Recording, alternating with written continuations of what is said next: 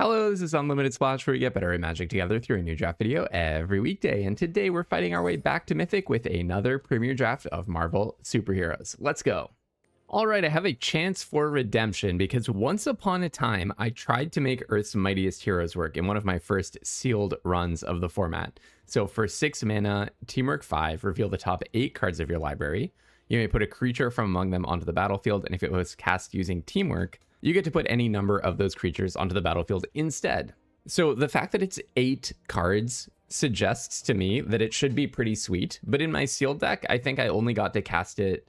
I think I never got to cast it. I had it in my hand when I was like super winning. So I would really like to try this Mythic out. I mean, hey, it's still early in the format. Maybe we'll open it in a future sealed pool and we will learn something about how it works. I do think it's probably better on the merits than Taskmaster. Murdoch's Crusade is probably what I would pick if we were drafting for a lot of money here. But yeah, let's go for Earth's Mightiest Heroes. I could follow it up by World War Hulk. I mean, it's tempting. It's tempting because how often are you going to get to play with this random high rarity green based creatures plan? I don't know, but so usually, okay, in the format, you're taking a huge hit to equity if you pair green with anything other than either white or blue. I do think green black has potential, but the thing is, like, I think the hero synergies are so strong and that lifts green white specifically up. And I mean, I'm just like a huge Simic fan, so I could talk for days about why I think that color pair is good in this set or in general. When you are pairing green with like a bunch of villain stuff, Baron Strucker is good, but it kind of pushes down what makes it such a good color pair. We could take the Punishing Punch and really commit hard, but I think I'm just going to take the best common in the format. I mean, Trickster's Stratagem is kind of the best common in the format, but you know what? I mean, if we're being past hero in training, it's a very high bar for me not to take it. And then here we have an Okoye, one of the top uncommons in the format. There's also a Shield Spy Kit, which is tempting enough. But I mean, Okoye is just, I mean, it's just unbelievable. It's just 3 pieces of cardboard for 4 mana, 5/4 of stats for 4 effectively, and then it has a whole other static ability that's relevant. So I'll definitely be snapping that up. Who knows if we'll play Earth's Mightiest Heroes, but if we do, we want to be in a very creature-based deck. Kind of a little disappointing if I end up in green-white again, since we just drafted green-white yesterday and went 7 wins, 2 losses. I'd rather be a little bit more experimental, even if we don't get the trophy being experimental. I really want to find pockets of enjoyment and interestingness in this format in ways that I haven't been able to find yet. So, hey, you know, we'll see how this goes. I'm not married to my Earth's Mightiest Heroes. I don't have to play that Mythic. Although I will say the signals are looking like green-white is just maybe what's open, because check it out. Ant-Man's Army, a Reptile is, I think Reptile is pretty good. This is a card actually where I think the win rate data probably understates how good it actually is, just because of how totally confusing it is to play with. You have to be playing around a lot. Like, do I want to pay 3 to give it vigilance before attacks? Or do I want to attack, leave up the threat of activation, and leave myself open to play something else later on, even if that means that I have to tap down my Reptile? You're just faced with a lot of really complicated choices, where I think if you really are super deliberate and clever about how you play with it, it actually can play out really nicely. Okay, but I'm going to take Shield Spy Kit, and we're going to be happy with that. Seems like it's probably a late Raft Security Officer. I don't think that this card is inherently so strong. When I first saw it, it reminded me of a bunch of cards like this in the past that have tended to be C-, D+ kind of level pieces in limited recently. But white is just so good that any kind of interaction, and I think individual card power is so high, even the weakest type of removal, which this is, gets there. Okay, so I'm going to take this, but Ant-Man's Army is tempting. Aerial Doombot is tempting. I still really want to play more of the Dimir deck. I really want to figure that one out. I predict if any deck is going to get good in the format, like if any color pair is going to rise over time, it will be Dimir, because black is not that bad. Honestly, if you just ignore the bad black cards, the good black cards are pretty good. And blue is like pretty much tied for the strongest color. It's like a shade below white perhaps, but really not that far below white. Okay, so here it's really interesting. I mean, there's Hellcat, Futurist Forge, Falcon Wings Harness, maybe White Widow, maybe Serpent Specialist, but it does look like green and white remain very open. But you know, there's some signals that blue is is doing something. Futurist Forge, I mean, you want synergies with it, but it doesn't have to specifically be in the blue-red artifact deck. But Hellcat is a very delayed, but technically 2-for-1 kind of a card. And that's just really good in this format. So if you have your mana under you and you're able to play it on curve, it's really, really good. Otherwise, it's probably a little clunky. Here, we could take Gorilla, which feels like a bit of a concession. I don't really want to be doing that. Pick 7. Every other card is pretty bad. I guess Roxin Brutes, is that maybe the best card in the pack just because it can land cycle? I don't think I'm gonna be pulled into black by Roxin Brutes. I mean, technically you could play it in a deck that just wants a land cycler if your mana is bad enough. Yeah, that was a tough one. Okay, yeah, I think everyone should be taking Rapid Rescue a lot earlier. So I could take Rick Jones. I mean, we already have 4 heroes, so not a bad card at all. I don't have any enchantments, but you know, it can find your Oblivion Ring. Is it better than Rapid Rescue though? Probably not. Rapid Rescue just happens immediately. Frozen in Ice, I'll note, this is a bit of a late Frozen in Ice, so maybe we could end up Simic. We'll see. I mean, currently I have no pieces pulling me into Simic, but okay, well, there's a Kang. It does seem that white has dried up. Maybe someone far on the other side of the table is drafting white, but I would say we got crystal clear signs that white is open immediately to our right. The fact that we were past hero training into a Koyi, Raft Security Officer, and a pretty late shield. But okay, I guess I'll take King, and there's some outside chance that I go Simic. A very outside chance, I would say. Okay, this is a tough one. I mean, I kind of want to take the tap land just to kind of push people out of green-white. The fact that we're getting a pick 10 green-white land suggests that that color pair specifically is pretty open. I wouldn't hate having a Savage Land Dinosaur, and I would love having a Rapid Rescue. It actually makes me very sad to pass that. Yeah, people are completely sleeping on this card. Pick this card more. This has to be the most underdrafted card in the format. Seriously. I'm actually going to look it up right now. Let me go to 17 lands, and let's see if I can get this before the other. I'm not doing this to assist my draft. I'm just doing this like to make a point on this video. Let's see if I can pull this up before the next pack. Rapid Rescue is currently sitting at a 58.2% win rate, which is a B minus card. B as in Bravo minus card. 58.2% win rate. That is on par with Bold Biochemist, Burrow Backup, Brave Brawler, Night Nurse, Origins of the Avengers, that rare saga, Raft Security Officer, Patriot Shield Wielder, and those are all in a better color.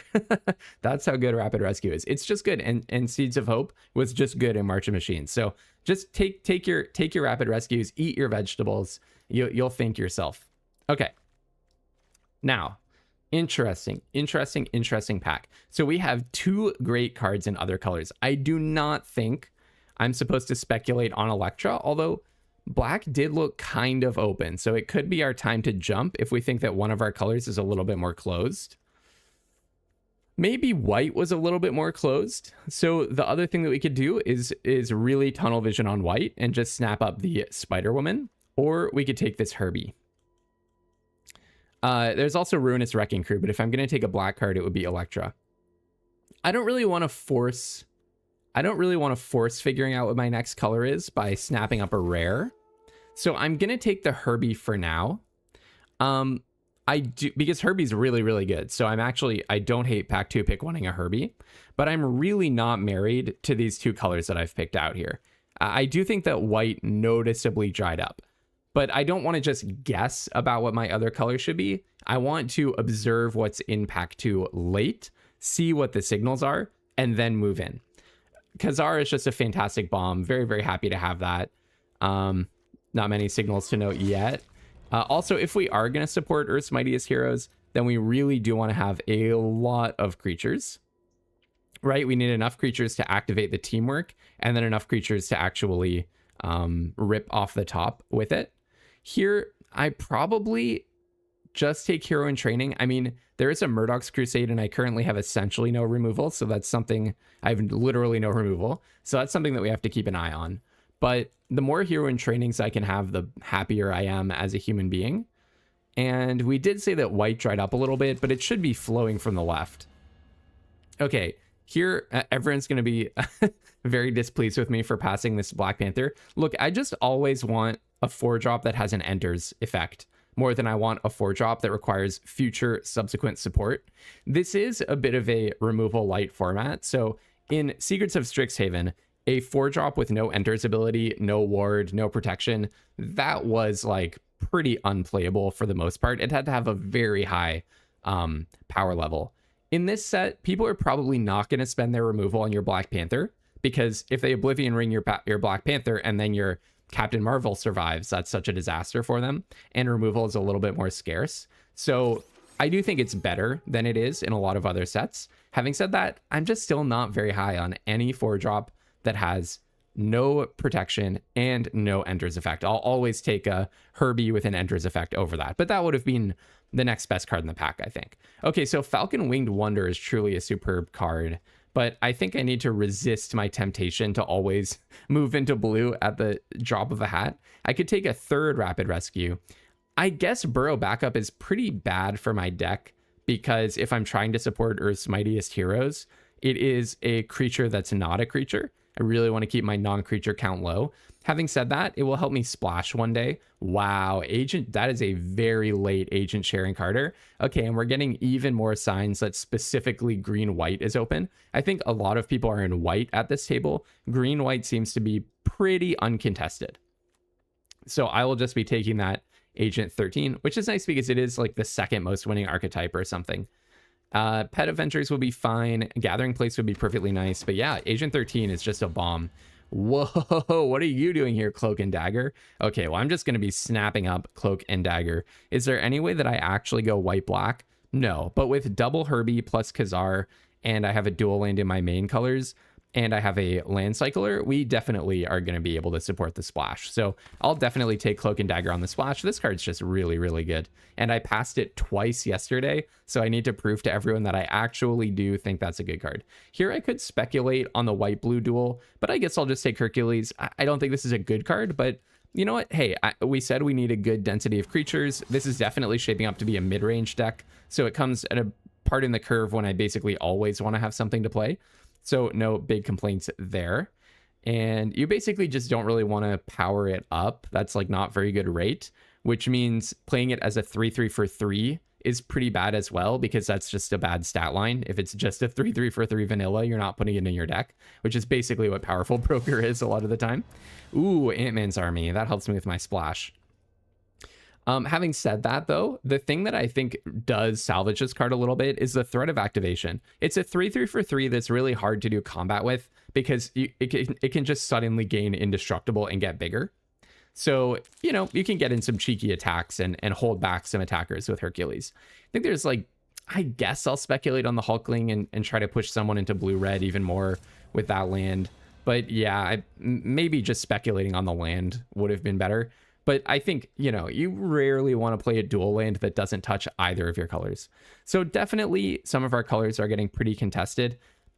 White keeps feeling like it was a bad read, and then we get things like extremely late Agent 13, you know. Okay, I guess I'll take a triple Rapid Rescue. I don't think I'm going to play 3 Rapid Rescues, but honestly, maybe I am. Ooh, Squirrel Girl. I like the Squirrel Girl. I definitely think I can support the quadruple green plus all the green after that. It does also make adorable squirrels. So yeah, sounds good to me. So Castle Doom is some like very slow, dirtily artifact thing. Maybe I can wheel this Ant-Man's Army. Let's see, Burrow Backup. What else do I like in this pack? It's actually a pretty weak pack overall. So I'm very happy to just snap up a Squirrel Girl out of this. Are there any incidental squirrels in the set where you can just like already have a squirrel even if you don't make a token? Well, it's okay. It makes a token on entry, right? So it's already 5/5 for 4, although the 4 is like pretty hard to afford. Okay, well here we're just going to take Web Up because it's a pretty bad disaster that we do not have any removal yet. So definitely just going to take the Web Up. I might even play like Hour of Defeat on the splash if I can't get removal in my main colors. There was a punch spell that I passed that I guess would have been a good one.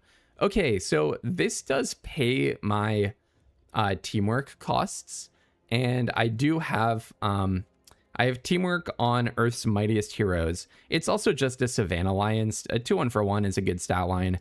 I really don't want to play these Herculeses. Let's see, what else have we got? I think if I can cut the Burrow back up, I'm probably going to be happier. Because I really do want to support Splash and Cloak and Dagger. Actually, Undercover Scroll could be really good. So I do want White Tiger, but Undercover Scroll is a 2-drop. I mean, first of all, I'm just an absolute sucker for Birds of Paradise in every format ever. So very happy to just take that. But my curve is looking really awkward. This helps in 2 senses. It helps me get up to these like really chunky cards, Earth's Mightiest Heroes, Burrow Backup Kazar, but it also gives me an extra 2-drop to play, and it's going to help with my splash into Cloak and Dagger. So this is actually a great card to see here. Now, Subterranean Cavern is exactly the splash I'm talking about. Take up the shield would be nice. I'm very light on removal, so I think if I take Subterranean Cavern, that liberates me to take the next like Hour of Defeat that I see, if I do see one. It may be that passing these 2 is just like the end of the line. I mean, Herbie doesn't actually fix, so really the fixing is like Ant-Man's Army, Burrow Backup in a single swamp, Undercover Scroll. That's enough for 1 black pip. Yeah, I'd be way more comfortable taking a black removal spell if I have a second black pip. Now, this also all does make my Hellcat worse, because if you play it on, you know, turn 4 or something, it's probably really not that good. But okay, I'm probably just going to cut 1 Rapid Rescue. I think that's enough Rapid Rescuing. 2 Rapid Rescues is probably enough. Okay, now this is interesting. I really don't want another Burrow Backup. That we're trying to build around Earth's Mightiest Heroes here to a certain extent, so I really do want every card to be a creature, which is part of why I don't want 3 Rapid Rescues. So okay, I'll take the Plaza. There are some things I'm trying to do on turn 1, but I think it's less at cross purposes with the rest of my deck than a Burrow Backup would be. And now we get an Ant-Man's Army. I'll take that over another Rapid Rescue. I think having a curve that peaks at 3 is fine. This also does help with my splash and a little bit with ramping. Yeah, see, I just knew that I would be wheeling these. Ant-Man's Army is really good as well. Maybe I cut 1 Rapid Rescue. I don't think so. That card's just so good. Honestly, I'm going to cut the Burrow back up. But I don't want to play 3 Ant-Man's Armies. Actually, you know what? Let's play Burrow Backup instead of Gorilla, because sometimes Burrow Backup will be something that comes down on turn 2. And then another Ant-Man's Army. I don't think that card should be going so late, to be honest. Okay, so we ended up very light on removal. I might want to play the Gorilla instead of the Burrow Backup, but I also really want things to do with my mana. Let's see, how many creatures do we have? Like, if you think about it this way. Worst case scenario, Earth's Mightiest Heroes. Well, it'll turn up, let's say, 3 lands most of the time. So then you have 5 cards. 1, 2, 3, 4, 5. So for me to whiff completely on it would require me to see every non-creature in my deck. Okay, that might be a good place to land. Now, the question is, would I rather have like a Gorilla than Burrow Backup? But I think Burrow Backup actually is pretty nice in the sense that it can fetch me a green mana to play a Hellcat with, for example. All right, I mean, it looks good to me. Yeah, let's send it. It's so funny that I just ended up in green-white again, but I really think that was what was open at my seed. Like, the number of late green cards that we saw pack 1, late white cards that we saw pack 1 and pack 2, and specifically green-white lands really suggests to me that that's where we were supposed to be. All right, the hand looks good to me. Many ways of finding action, and then some ways of, you know, paying for that action. So, also, I mean, I do need to get an untapped land for this to happen, but I could go, maybe I just don't play turn 1 Rapid Rescue, because the idea would be turn 1 play tap land, turn 2 play a land and play Undercover Scroll, turn 3 Hero in Training plus Rapid Rescue. So I think I'm going to leave myself open to that. Another thing is like, and this is a like super classic point about Brainstorm actually, and I think it applies to Rapid Rescue as well. In a certain sense, the best time to brainstorm is always tomorrow, because next turn and the turn after and the turn after, you're going to have more information about what you need out of your brainstorm or your ponder or your Rapid Rescue. So these cards that give you options for what to find off the top of your deck are often just like better to hold on to and not run out turn 1. So we'll see. Kind of wish I'd taken that Spider Woman now, because I'm so light on removal. So I can definitely just get absolutely destroyed by a single strong creature. And Titania might just be an example of a single strong creature. So this is going to cost 4 mana to tap down the Titania, unfortunately. Hellcat's going to be pretty good at blocking her, though. Yeah, okay, so I think I'm going to go with Raft Security Officer into Hellcat and just take some damage. Hopefully this holds back the Knights of Wundagore and I only take 5. Rapid Rest, like, all of these cards do gain me life, right? I have a hero. As long as I keep this hero. I mean, do I just block with Hellcat? Probably. I just get a +1/+1 counter on my creature? Okay, well, let's actually do that. I think that sounds good. I was going to trade it with Knights of Wundagore, but it turns out they don't want to do that. So I could hold up Raft Security Officer mana. What would that look like? 1, 2, 3, 4, and I just play a 2/2 basically, or 2/1. Interesting. Honestly, I don't hate it. Just kind of be speed bumping them. I could also get into a double block if I want to with Hero in Training. Honestly, maybe that's perfectly fine. I'm not too worried about my life total. If I get blown out on the double block, I already got a lot of value. So let's hold back and just see if we get to double block. I feel pretty in control specifically because of the Rapid Rescues and the Raft Security Officer. Claim the Kingdom. When a land you control enters, you put a +1 counter on a creature you control and a plan counter on this enchantment. I haven't read this card since pre-release, probably. When the 4th plan counter is put on it, sack it. Put an indestructible counter on a creature you control. Okay, well, then I really need to keep my Raft Security Officer alive. If they're getting indestructible counters on their creatures. Oh, yeah. It's a nice little Knights of Wundagore synergy. Okay. Do I play into whatever they have here? Let's start with a Rapid Rescue.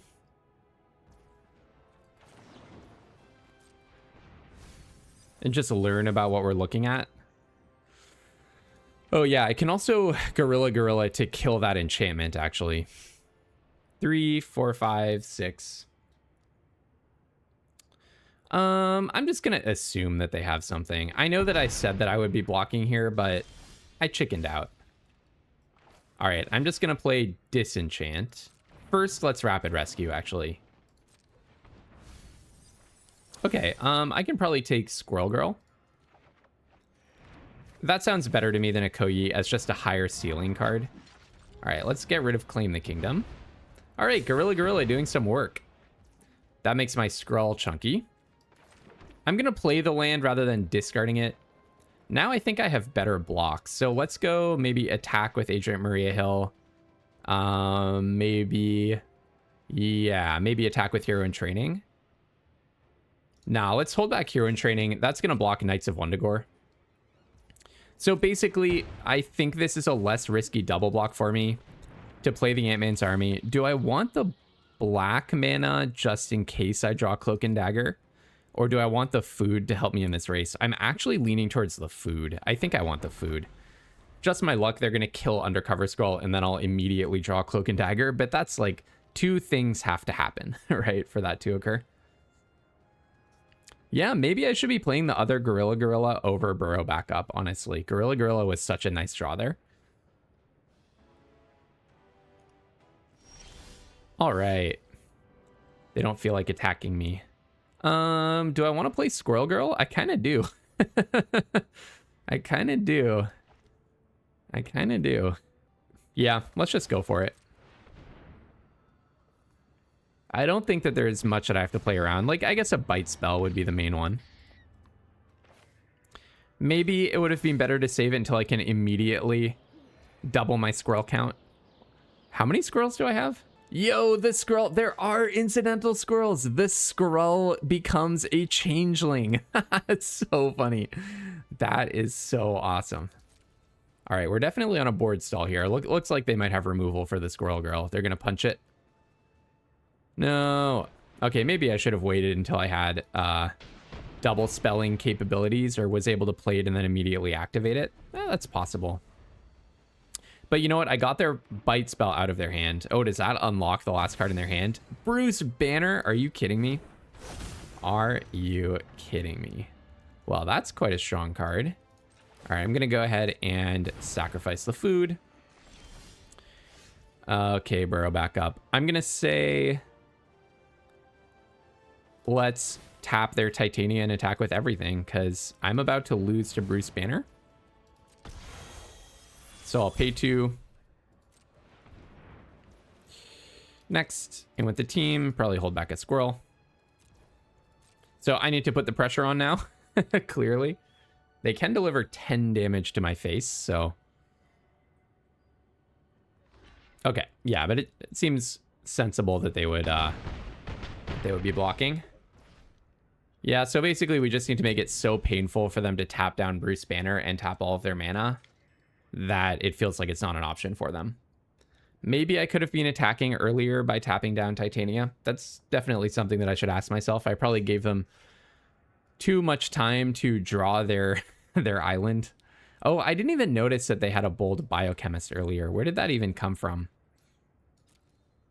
Oh, they discarded it. I didn't even notice that blue was in their palette. It's always a decision with Bruce Banner. How many cards should I draw? Like, do you draw 2 here? In which case, what are you hoping to draw for the remaining 2 mana? Or maybe you draw land and you can play something that costs 3. All right, go to my turn. Herbie. Yeah.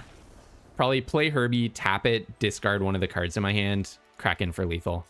So I probably was a little bit too passive that game, to be honest. If I went back and looked at it, that's probably what I would think. But I can't think of a moment right now where I should have attacked. All right, but 1-0, on to the next one. Well, we jump into our next game and try to get a bit of a winning streak going. Let me say, if you love drafting and want to get better at it right along with me, make sure that you're subscribed to my channel on YouTube. My bread and butter is a new draft video every weekday, but something that I really love doing is digging deep into the data and using it as a tool to make us all better limited players together as a community. Coming up in the next day or two is going to be my deep dive into Marvel data with an eye towards how to win more. If you're feeling stuck in a rut in this format, like you keep getting overrun by bombs, like you end up in the same deck over and over again, those are all things that I feel about Marvel on consecutive day number 2 of playing green-white beats. And those videos are definitely my biggest contribution to making the community better. Grounded in facts, not just vibes. So if you want to get better at Magic right along with me, make sure you are subscribed. All right, 1-0, on to game number 2. Definitely an awkward hand. I'm gonna keep it. I mean, I have a 1-drop and a future, but definitely an awkward hand. I mean, having nothing to do between turn 1 and turn 4, not exactly the greatest. And by the way, this would definitely be a hand that would be improved by having Gorilla instead of Burrow backup. So that's something to think about. Rapid Rescue is fine. A Person of Taste, I see. What is that card? Mothwing Shroud. I did not play that format. So what does this do? I've never seen this card before. Wait, there's another web up? Oh, this is just a style for web up. When it enters, exile target non-land permanent and opponent controls until it leaves the battlefield. Yeah, this is just a card style for web up. Okay. All right. I see. Okay, I was like, what is this off the bonus sheet? But, okay. Wait, but why did they give web up 2 different names in this format? I don't understand. Oof, our opponent is discarding 1-drop. That's not fun. All right, in with both. Play in a Koyi. So, Hellcat, actually, here's a good thing about Burrow backup that Gorilla would not have. Hellcat does...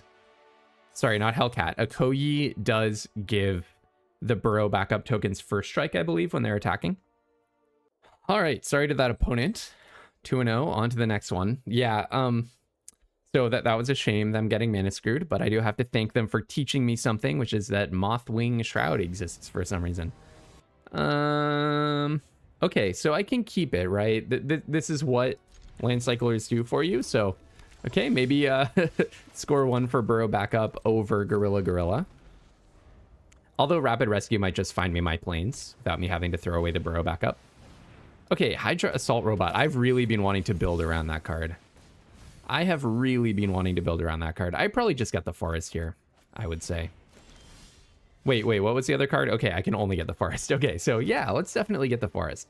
I'm going to play Undercover Scroll in preference over land cycling burrow backup because that lets me keep my burrow backup, and also it ramps me. It doesn't just fix me. Having said that, it's a little bit more fragile. If they had lightning striked my Undercover Scroll, that would have been an issue. Okay, so I could play a Koyi to keep my Squirrel Girl out of harm's way. They could very well just have a removal spell here. Like Truck Toss or something. On the other hand, the Squirrel Girl does leave behind a 1/1 token, so it's not a flaming disaster if it gets killed. I kind of like Squirrel Girl into a Koyi also because I will be able to give my 1/1 first strike and maybe get a cheeky attack in, but that probably doesn't matter so much. I'm just going to play the better card. I'm behind. So I think just playing a 2-for-1 that's better is the right move. Like, they specifically have to have land, Truck Toss, or Repulsor Blast. Lightning Strike won't do it. I don't think there's a blue removal spell that will do it. If they Trickster Stratagem it, I really don't mind. I have plenty of good stuff to do, and I'll get an extra squirrel out of the deal. Oh, they're in white as well. Maybe they have Web Up. And also the bigger body actually does help. Like, it might be easier to block Hydra Assault Robot with Squirrel Girl. All right, then. I'm going to go ahead and attack with the Squirrel Girl. And my plan now is probably just play Shield Spy Kit and double my squirrel count. Yeah, the squirrel's just, like, not okay. It kind of just goes off. So I can do this at instant speed, right? Yeah. So now we're just going to be activating Squirrel Girl. That's our game plan. It is an army in a can. Whoa, it just concede. Wow, you don't see that every day. That's actually really funny. They're just like, nope. 3 squirrels coming down, doubling the squirrels. They're just like, I don't want to see it. Wow, that's really funny. All right, 3-0. Wow, that's a fast 3-0. That was too awesome. All right, another keepable hand. Like, I'm not even concerned about the clunkiness of it because Rapid Rescue should be able to smooth me up to my 3-drops, and then they're going to take it from there. So Rapid Rescue, I mean, everyone take this card more highly. It's the kind of a card that you don't notice how good it is because it just quietly makes you win games. Okay, I already have my... I guess I have other tap lands, so I actually think I do Rapid Rescue main phase here. 1, 2, 3, 4, 5, 6, 7. So I'm going to get one more card and then play a land. I think I do it here specifically because I could get a tap land out of it. That's a little awkward. That's a little awkward. Okay, what are the odds? I actually think I want the land because I just have so much action. But I'm also soon going to have so many lands, aren't I? Tough? This is actually kind of tough. If I get Hellcat, when would I play it? Because this turn I'm going to play a land. Next turn I play Hero in Training. The turn after I'm going to play a Herbie with a land. The turn after that I'll have 6 mana. So that's when I would play it if I have all those lands. I think I really want lands. I just have so much action. Yeah, that was like a weirdly difficult decision for turn 1.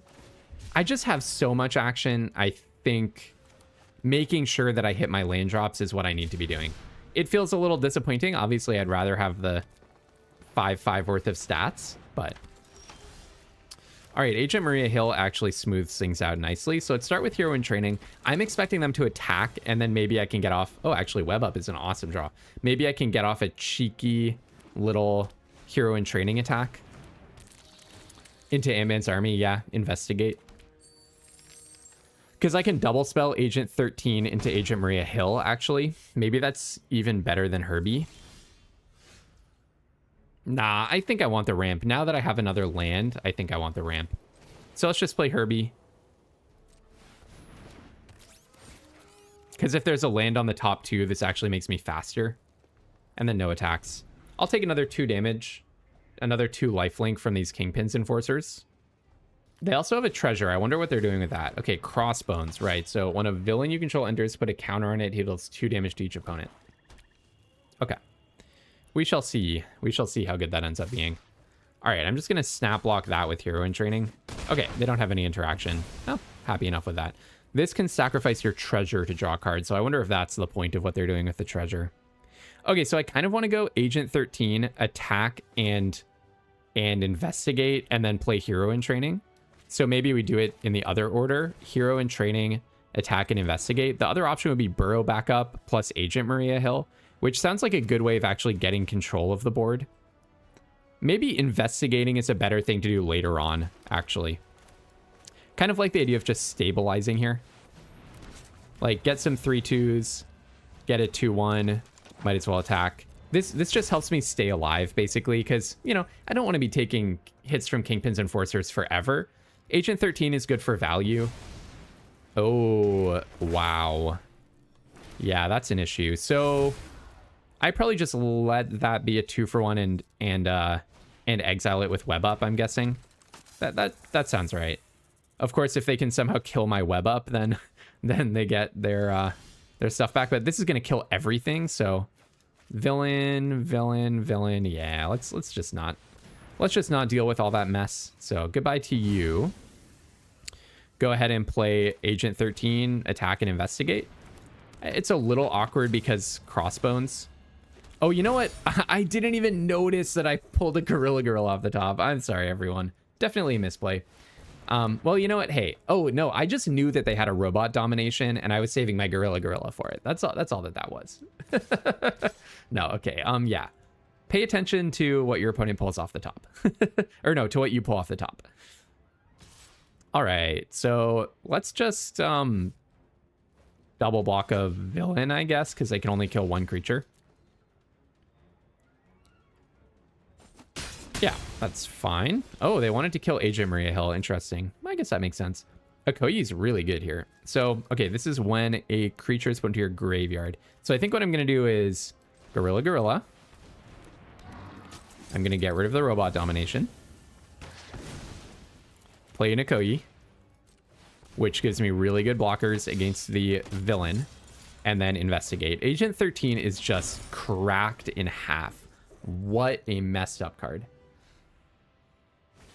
And yeah, I was so incredibly smart to save that Gorilla. Okay, so I cannot just be taking 1,000,000 damage every turn. So let's double block here. Whoops, double block there. And then maybe I just throw Okoye in front of the Serpent Specialist. So this is when a creature controlled with Death Touch dies. They have to sacrifice a non-token creature. So I'll just take the 1 damage. If I can kill Crossbones, I'm really happy. I'm wondering if they have like Giant Growth or something. Okay, good. I was actually really worried that Crossbones was just going to kill me. Oh, Crossbones has Death Touch? I forgot about that. I actually didn't think that it had Death Touch. I even was just thinking about that. And did not think that it had Death Touch. So I should have double checked that. Okay, so I'll sacrifice probably Herbie. I think the stats are going to matter. And I have another Herbie where that came from.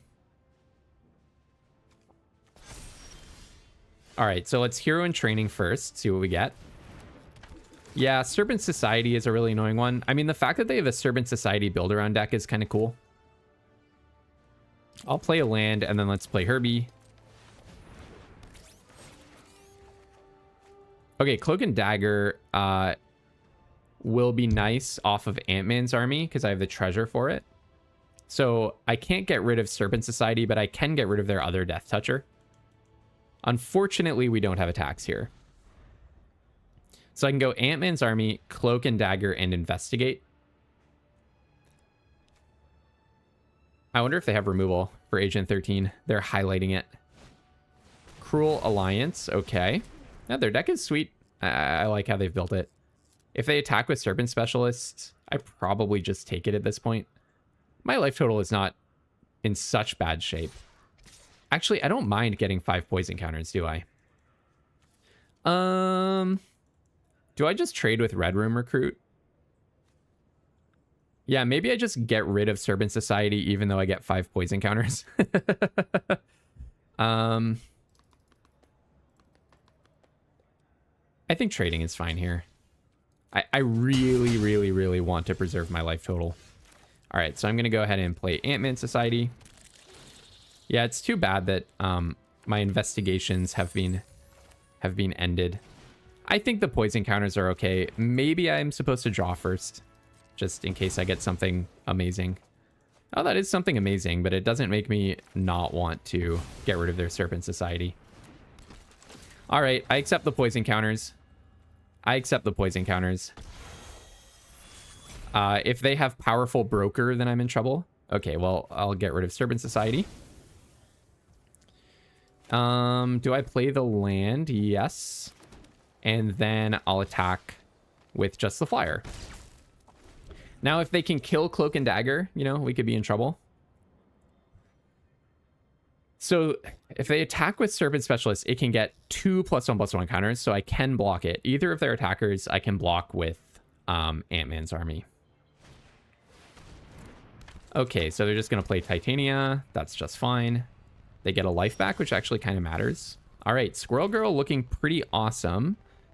Unfortunately, I cannot also pay the 1 and 3 green. Dang, I wish I had another undercover scroll. I could play Ant-Man's army to try to smooth the way to something in the future, but I think I just want a food off of that one. So let's go in with Herbie. Play Squirrel Girl, which makes a bunch of chump blockers. Play an Ant-Man's army, and I'm going to make a food off of it. And then I'm actually not even going to chump. I'm going to make, I'm going to try to make some extra squirrels with Squirrel Girl.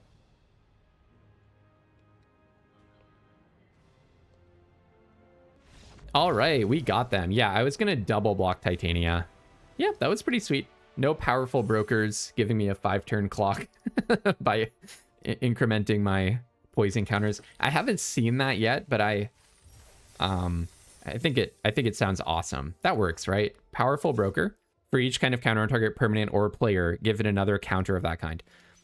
I'm looking for things to enjoy as we queue up. We're 4-0 as we queue up for game number 5. I'm looking for things to enjoy in Marvel. As you've seen, like, the format's pretty samey.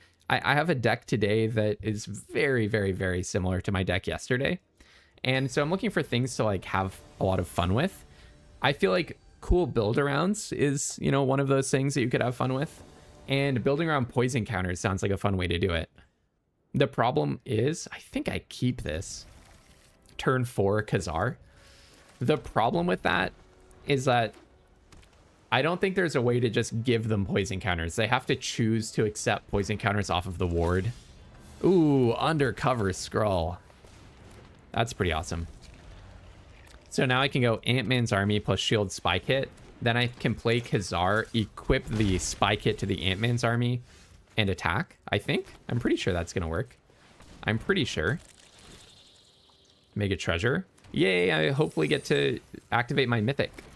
Hopefully. I mean, my opponent's kind of going off as well. This is pretty impressive. Well, let's see if I can draw a land. Otherwise, I guess I just get to play Khazar. Hydraulic Helper for 1. Wow, my opponent is totally going off. So, I think I'll just take that. So this can be used to buff Stature, because this can be used to activate an ability. Oh my goodness. Every creature is for free from my opponent. Do I crack this? I mean, the other option would be burrow backup, find a plains, play the plains, Hellcat, swing in with the Ant-Man's army. Is that better than Khazar? And then I can Earth's Mightiest Heroes next turn with the treasure. That kind of sounds good. Earth's Mightiest Heroes sounds like a nice way to catch up with my blisteringly fast opponent. As cool as turn 4 Khazar sounded, when you miss a land drop in a deck like this, that's something that you're going to want to repair. Go ahead and play Hellcat. Put the shield spy kit on, probably just on Ant-Man's army. And attack. Untap it and scry. Web up sounds good, but 1, 2, 3, 4, 5, 6. Yeah, so yeah, and I can play Khazar if need be. Yeah, okay, so I'll take the web up. I'll take the web up. It's possible we get to a place with that stature where I need to web it up. I do not think they're gonna block. That would be dramatic. If they do block, that speed bumps me on my Earth's Mightiest Heroes plan. So I'm gonna get to put any number of creatures in the top 8 into play. I think I did cast it in that sealed game, and I just, like, completely whiffed. Okay, phew. If they had blocked, I would have been so disappointed. One thing that would be really annoying is if they hold up We Say Thee Nay mana. I'd way prefer... Okay, Armor Wars. You may draw a card for each artifact you control. Even here, it's only they draw 2, I draw 1. That's why this card is just not... This card needed to be pushed way more. Like, the second ability is so bad for limited. The third ability is good. Is it good, though? Because it's so hard to have more than 2 artifacts. Okay. All right. Hey, I don't even have to pop my treasure. The whole treasure thing is feeling kind of sad at this point. But yeah, I'm going to teamwork it up. And yeah, hey, we get to do our thing. One thing is, would I rather pop the treasure? 3, 4, 5, 6, 7. Would I rather pop the treasure than tap the scroll? And maybe I can leave Hellcat untapped for blockers. But hey, hopefully we're going to get a whole bunch of creatures here. So I think no. Teamwork 5. I can't teamwork 5. Tap any number of creatures. Oh no, I just have to tell it. I always get confused by the interface. It looks like you can't do it, but you just have to tell it what you want your scroll to do versus what you want to go on teamwork. Come on. Are you kidding me? 1, 2, 3, 4, 5 lands, and then one of my 5 non-lands.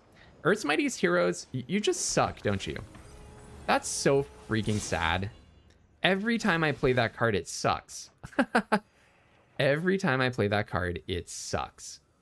Okay, I'm gonna... Did I play a land this turn? I'm gonna go with... Yes, right? I drew a land this turn. So last turn, I had Undercover Scroll and 3 forests. I cycled the burrow back up, played Hellcat, and equipped to Ant-Man's army. 1, 2, 3, 4. That doesn't add up. It would be nice if I can play Gorilla. How badly am I speed bumping myself if I actually did? Darn it, did I play a land this turn? I have 1 line of reasoning that says yes, 1 line of reasoning that says no. I would be in so much trouble at a high stakes paper tournament for not tracking the board state. My bad, guys. I'm sorry, Judge. I'm going to go with no, which definitely means that I did. My bad, guys. My bad. Okay, but you know what? We still have a turn to play Gorilla and pop the Armor Wars if we want to, if we feel like we really need to. But now I need to just get some damage going on the opponent. Ironheart, youch. Yeah, I think Gorilla. Wow. Wow. Well, I'll certainly just block the Aerial Doombot. No reason not to. I'm actually very happy that they offered that trade. I'm not sure that that was the right thing for them to do. So I can go Gorilla, exile the Ironheart, take 1 damage off of Iron Wars, and I don't even... Or 2 damage off of Iron Wars. So this will deal me 5 damage if I don't get rid of Ironheart. But I should just get rid of Ironheart. So let's do that. Get rid of your Ironheart. Attack. I don't really care. I don't want to spend Gorilla as an overpriced healing salve. So I think I'm just going to go attack. Bonk. Put you to 8 and then play a Khazar. See if I can get a land off the top. That would be nice. Yay, land off the top. Get a +1 counter and gain 1. It's pretty awesome. And actually, Agent 13 is good. And then you bonk me for 2. That's fine. So Stature can hit me for 4 at this point. So I need to keep that in mind. I'm like effectively at 7. But hopefully we're just outracing the opponent by now. Also, Rapid Rescue might be able to grow my Skrull.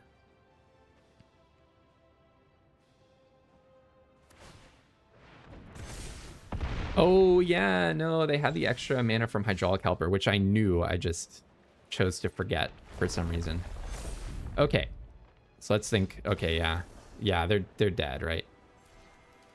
All right, 5-0. Second time in a row that we've gone 5-0 with green-white deck. I think this deck is much better. Dang, so disappointed with Earth's Mightiest Heroes, though. What a disappointment. All right, well, 5-0. Can we keep the streak going? Yesterday, I went 5-0 into 0-2, and then 2-0 to recover the trophy. So we're aiming for better than 7-2 today. All right, folks, such a solid hand. This is like the dream. We're going to go turn 2 Hellcat, so play out both of our forests, into turn 3 Hero in Training. Sure, Raft Security Officer. Unfortunately, that does mean that I don't get to attack with Hellcat, which is just clearly not even a bluff. It's just silliness. There's no 0 mana combat trick.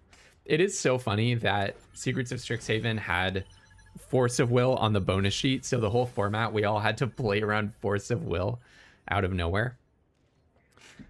Is the backside of Hellcat, he like still has the same name and everything. You can't like play a Hellcat, sack your Hellcat, it comes back and like loses being a legend or something. No. If only. The legend rule will never stop being confusing to me. Simply because it's changed like 4 times since I started playing Magic. The number of different legend rules that I've had to learn and keep track of in my time on Earth is egregious. All right, Raft Security Officer, you can't tap all of us down forever, can you? Okay, a little disappointing to miss the land drop, but what I'm going to do is I'm going to go tap, go get myself a forest. Technically, I guess I should have attacked first, right? Let's move to combat. In with both? That's interesting. So they're going to take 2. I mean, I guess if they attack with Raft Security Officer, it would be nice to be able to double block, and otherwise I'm holding back 1 damage, so I'm dealing 2, holding back 1, but if they tap down everything, I'm feeling great, right? More than anything, I want my Hellcat to die. Oh, heck yeah. Wait, this would be amazing. Are you sure? Wow, okay. Okay. Well, they don't know that I have a Hellcat in my hand, so... But that is like absolute best case scenario for me. I didn't dare dream that that would happen. But yeah, I guess from their perspective, they don't know that I have another Hellcat. And they don't, maybe they just don't want to risk their Raft Security Officer in combat with my Hellcat forever. And it's not like they're going to trade their 2/2 flyer for it. So I can see the reasoning from their perspective. I get it. I get it. Okay, they're holding back a blocker. Ooh, just naturally drawing a swamp is kind of awesome. Kind of want to play Khazar, but I'm a little bit worried that we're going to get counterspelled here. So let's move to combat, see what they do. I'm very worried about counterspells in this spot. I'll go in with Hero in Training. It looks like they might be blocking. Then why didn't you attack with Shield Deployment Drone? That I don't get. Your last move I liked. This one I don't get. Something odd is happening here. Something odd is happening here. I'm not saying the opponent is necessarily wrong and I'm right, but something weird is going on. They don't have the 3/2 flash. Yeah. That was a little strange. I'm not sure what to read into that. My mind immediately just goes into Captain Marvel panic mode. Well, you know what? Okay, first let's move to combat. They need Teamwork 2 to play their counter. I'll let that happen. Then I'm going to attack. So is Khazar going to get countered? I mean, at this point, it's time to not just play chicken forever. But what do they have here? It's got to be like Captain Marvel or something. But you know what? Raft Security Officer does handle that. What else is it? There's like the thing that copies Steel 1 a whole bunch of times. I don't know. We're about to learn something about the format. I can feel it in my bones. We're about to learn something dramatic. They have a plan that I feel like I have not seen yet. Whatever their plan is, I haven't seen anyone do it. Atlantis attacks could be. It could be they're building up to Atlantis attacks and they just don't have enough creatures to get the Teamwork 4 to happen. But then they wouldn't have traded off the 1-drop maybe. Okay, all right. So I called it. I'm sad to say that I called it. But they just don't have... They just didn't have the teamwork for it. Okay, I get it now. Now I understand. Hey, and you know what? I was slow on the uptake, but I eventually got there. All right, grow our Zabu. Okay, now here's a question. I mean, I'm quite certain that I just attack with everything. They'll probably block Khazar. And then they take 3, 4, 5, 6, 7, 8, 9, 10, 11, going almost to 0. So I'll tap the Security Officer. Khazar is not so important that I need to hold it back. I could have held it back, had them block the Hellcat, and get to play another Hellcat, but let's just do this instead. And then I'll play this, and let's go for food, I suppose. Just in case they're going to somehow kill me. This can destroy my own food. Thank you, Arena, for pointing out that I can sacrifice my gorilla to kill my own food. Now, do they have another Atlantis attacks? I mean, that's not even bad for me. I would win. Yeah, I guess their hand was just really awkward. What I thought was a plan was actually just awkwardness. Knock on wood. They still are at 1 HP, and I do have to ask myself, is there a moment when I could have dealt 1 more damage? Finding a land on top would have done it. They would have had to block Zabu. What if Gorilla is just blanking everything in their hand? What if they have like 3 amazing enchantments? I guess the superhero civil war or whatever it's called is like one thing I should be afraid of. They gain control of 2 creatures. I tap one thing down, web up one thing. They tap something. Yeah, that might make it so that I don't win. Unless they steal Hellcat. Is all of my opponent's stuff Marvel? I think this guy is. Is that? And is that Marvel? AIM scientists. That will not do it. That will not do it. I'm so curious about what their hand looked like this game. This is the kind of a game that I wish was not on Arena, but was in paper, so that I could debrief with the opponent after and figure out. It seems like they had a lot of options. It seems like they have like nothing too fancy, but just several different expensive spells, and they have to figure out which one to play. Vision Quest. I knew there was something going on here. I knew something amazing was happening. Okay. They had a Vision Quest, an Atlantis attacks, and an AIM scientist, and they had to figure out what the heck to do. Yeah. So I just win, right? Yeah, I just win. Ooh, going in for the kill. I'm going to gain some life. All right, no blocks. Okay, all right. Next, go to attacks, in with the team. All right, GG. 6-0. We're fighting for a clean 7 wins, 0 loss trophy. All right, folks, can we do it? Can we get 7 wins, 0 losses, 0 regrets? All right, the eternal question, do I rapid rescue turn 1 or do I play the tap land? Again, back to like the brainstorm logic, I think I hold on to the rapid rescue, even though it technically kind of wastes some mana.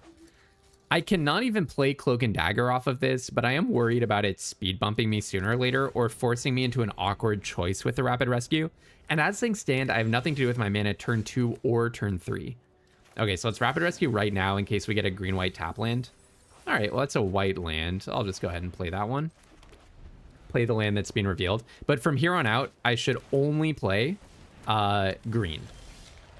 Okay, so go ahead and I could just web up. Look, they're on double green. They're on double green. Do I just web up their undercover scroll? Lightning bolt the birds of paradise?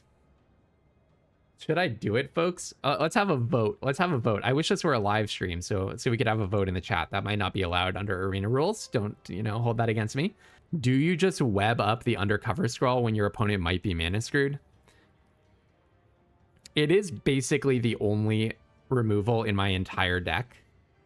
You know what, folks? I'm going to do it for science. I actually think if there were money on the line, I would not do this.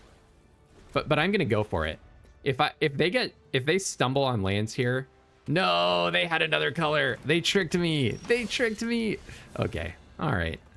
I went the most brutal route possible, and it did not pay off. So here I'm going to try to get Khazar under my feet before I play the unbeatable Squirrel Girl.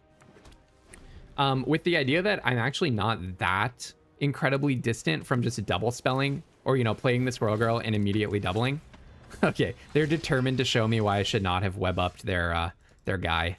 Well, hey, fair enough. Play this off the top. I have Cloak and Dagger now, so I'm not too concerned. I think you just should not play the Sentry. Even if you have like 25 ways of dealing with the Void and you're so confident that it's awesome, I just don't think that that's worth doing. Because like now I'm going to get to exile it. Your supervillain lockup got spent on... Basically, the Sentry said that you had to discard your own supervillain lockup, right? Now, having said that, It is true that if they exile my cloak and dagger, like if they also have a web up now, that could be a problem for me. Oh, I wonder if they have a punch spell, actually. But then if Sentry re-enters, I get a void back. The fact that the Sentry says discard supervillain lockup to cast it effectively as an additional cost is just unacceptably bad, in my opinion. If your opponent has anything, then it's not good. Having said that, hey, maybe they have a punch spell here and they can make it not re-enter. But yeah, now it gets exiled and it's going to re-enter if they ever get it back. I'm just going to go in with the team, I think, because I'm going to play a Koyi probably, or maybe I just play Squirrel Girl now that I know that they don't have more removal. Offering the Khazar trade is maybe a little bold, but I just want to get very aggro with it at this point. I also want to go wide in case the Sentry ever comes back. So, okay, we made a bit of a mistake webbing up the undercover scroll. Didn't work out the way that I thought that it might. But it was such a brutal move that maybe ethically it's for the best that it didn't. All right. I'm sorry for casting Lightning Bolt on your Birds of Paradise. But there we go. Clean 7-0. Don't play the Sentry. Honestly, you know, sometimes it'll work beautifully and it'll feel like such an awesome thing. But I would have spent my Cloak and Dagger on something else. They would have had their supervillain lockup for Cloak and Dagger. Or they could have supervillain lockup to the unbeatable Squirrel Girl. It's just not a good card. Okay, so a clean 7-0 with a green-white deck. Now, I'll look at the deck once and let's just look at what worked with it.